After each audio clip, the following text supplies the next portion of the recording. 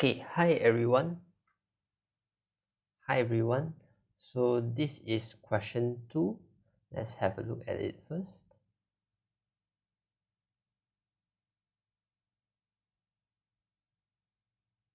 Okay, so it states here that you have an object which has mass of 3 kg.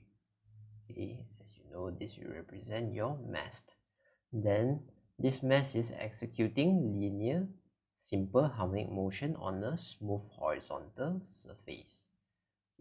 So it's about time for us to start draw something maybe. So you have a surface, smooth horizontal surface, and from there you know that probably it's a spring. They didn't mention that it's a spring, but you can safely assume that it's a spring. So the spring is connected to an object. Okay, this is my object, and my object here has a mass of 3.0 kg. So this object is undergoing linear simple harmonic motion, and the frequency is 10 Hz. The amplitude is 5 cm. So amplitude is 5 cm means by if this is the equilibrium position, call this equilibrium position. So what does it mean by amplitude is 5 cm is the maximum displacement from the equilibrium position is 5 cm.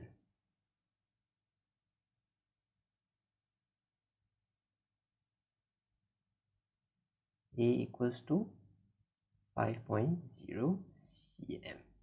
Okay, there's also again amplitude works both sides, so this will be 5.0 cm as well. Okay, and then they also mentioned here that the frequency is 10 Hz. Okay, so I'll just jot this down here. Take note of this. Frequency is 10 Hz. Okay, neglecting all resistant forces means by just now we say it's smooth horizontal surface, so there's no kinetic friction.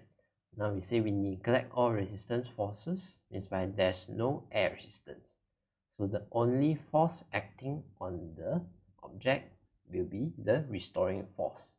In this case, I assume it's the restoring force exerted by the spring. Okay, so determine the total energy of the system, then the potential and kinetic energy when the displacement of the object is 3 cm. So we know that we will be dealing with a lot of energy things here. Okay, so let's get it started. Okay, so question A asks for the total energy. It's denoted by capital E. Okay, total energy, capital E. If you know the formula from the formula sheets, or from, if you can recall it, is half Ka square. And some of you, if you are even better in memorizing, or you have the formula sheet in front of you, you know that there's another formula for total energy. Okay, but if you choose to don't memorize this, basically you don't really need to memorize this because it's just Hooke's law. Okay, Hooke's law that you learn in SPM, if you still remember.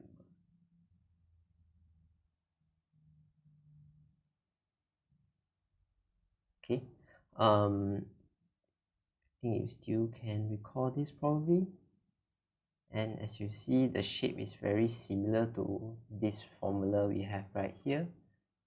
This formula and this formula have a very similar shape. Okay, so let me tell you why capital E, why total energy is equals to half Ka square. Okay, so when x is equals to A, means by when the object is at its amplitude, the body must be, we see the object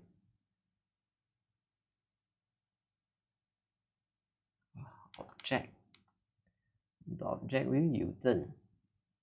Okay, if it's at its maximum displacement already, it must U-turn to go back towards the equilibrium position. So the object will U-turn. So if you want to U-turn, I'm having a lot of spelling errors today. If you want to U-turn, that means you have to stop for a while. Okay? Or else it's impossible to do a U-turn. You have to stop for a while. And because we say this, we must be stopped for a while, it means by the kinetic energy will be equals to 0. Okay, so we know the total energy is equals to the sum of kinetic energy plus potential energy. And now, since we know that kinetic energy is equal to 0, we can say that at x equals to a, E will be just equals to u. And since we know the formula for Hooke's law, can bring it down here and safely say that this is equals to half k x squared, but since it's specifically x is equals to a, therefore it's half k a squared. So that's the reason why total energy is equals to half ka squared. So the next thing I want to explain is how do you get from here to here. Go from here to here. How do you get this m omega square here? Actually, it involves a bit of derivation here, but I'll just keep it simple. It's because of Hooke's law as well. Hooke's law tells you that F is equals to negative kx. Okay, I'll just write it down here. F is equals to negative kx. So what does it mean? Let's say my block move until this particular position.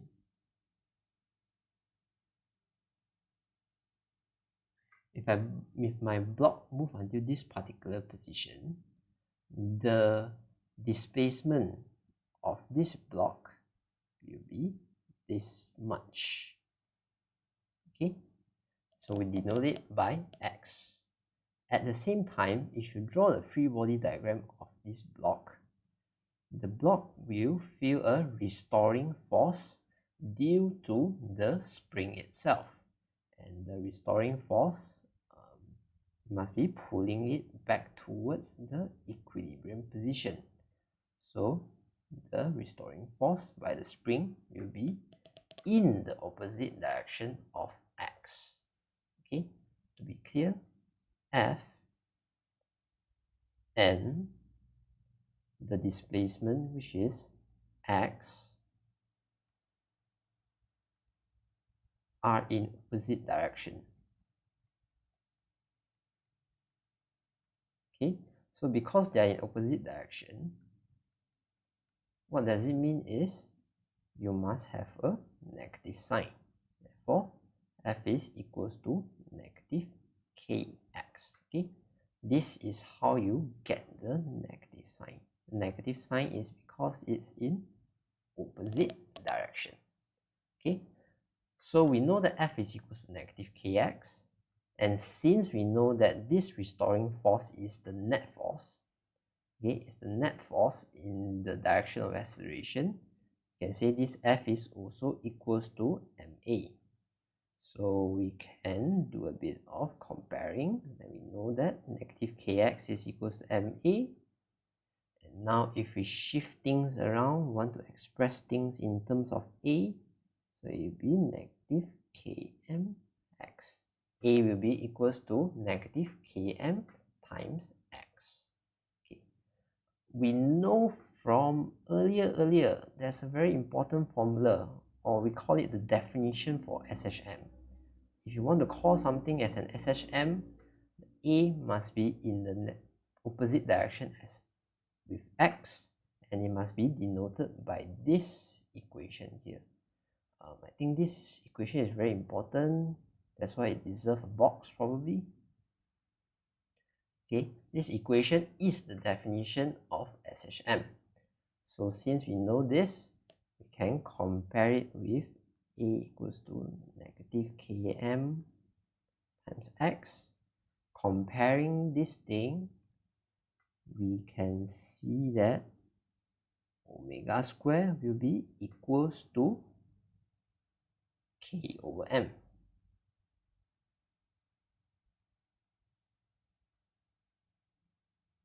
And therefore comes a thing that you probably use a lot later. Omega equals to square root K over M.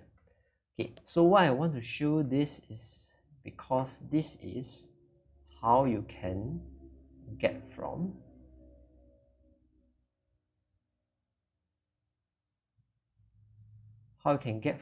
here to here is because of this formula here. Okay, I hope this long piece of explanation here tells you how all this equation comes into place. Okay, so we have already detoured for a long time already. Let's get back to the question. The total energy of the system, let me just write again the A. Total energy for the system will be E equals to half m omega square A square. So now it's a matter of substitution. The mass is 3 kg. The omega, they give you in frequency. Like I said, if you know frequency, you can easily switch them between frequency, omega, or period. So now we want omega, and we know omega is just 2 pi times frequency, which is 10 Hertz square, and the amplitude is 5 cm. We know energy later will be in joule. Then joule actually it's consisting of SI unit. Joule is force times distance, so it's kg ms negative 2 times meter. kg ms negative 2 times meter. So it's important that we didn't express everything in terms of SI unit. So I convert this to meter square. Okay, so if we proceed with all the calculation, you come out with an answer 14.80 joule. Okay, it's important to write the unit correctly. It's energy. Energy, we express it with the unit of joule. B asks for the potential and kinetic energy when the displacement of the object is 3 cm. Okay, so they ask for potential. Potential is just half m omega square x square. Okay, it comes from half kx square. You just need to know how to change this using this formula. Then you can change it to this equation that we are using right now. So it's equals to half. Let's do a bit of substitution again. 3.0 omega is again let me just keep this right away. Okay, it comes from here. It's the same thing, just that I multiply it already. X is again 0.03. Okay, 0.03 come from where? Come from your question here. Okay, 3 cm. So after substituting everything, you see that the answer will be equals to U equals to 5.33 joule. Next thing, the kinetic energy. Kinetic energy, it's half m omega square A square minus x square. If you notice, half m omega square A square is the total energy E. Half m omega square x square is potential energy. This thing, if you expand it out, is half m omega square A square minus half m omega square x square. And if you can remember, this is just E and this is U. Okay, so E minus U will just be equals to K, because E is equals to K plus U. Okay, just a little bit of detour to let you know how the formula comes into place. So again, now we do substitution. Half 3.0 20 pi square. So A will be 0.05 square minus 0.03 square. And if you calculate everything, the answer will be 9.47 joule. Okay, so we have calculated the total energy of the system, and we have calculated the potential energy and the kinetic energy of the system when the displacement is 3 cm. Okay, if you want to verify whether your answer is correct or not, you can try to sum up the potential energy here with the kinetic energy, and the sum should be equals to the total energy. I think you can do it as a little exercise of your own. It's very clear that this thing still works. Okay, so that's all for question 2. Thank you very much.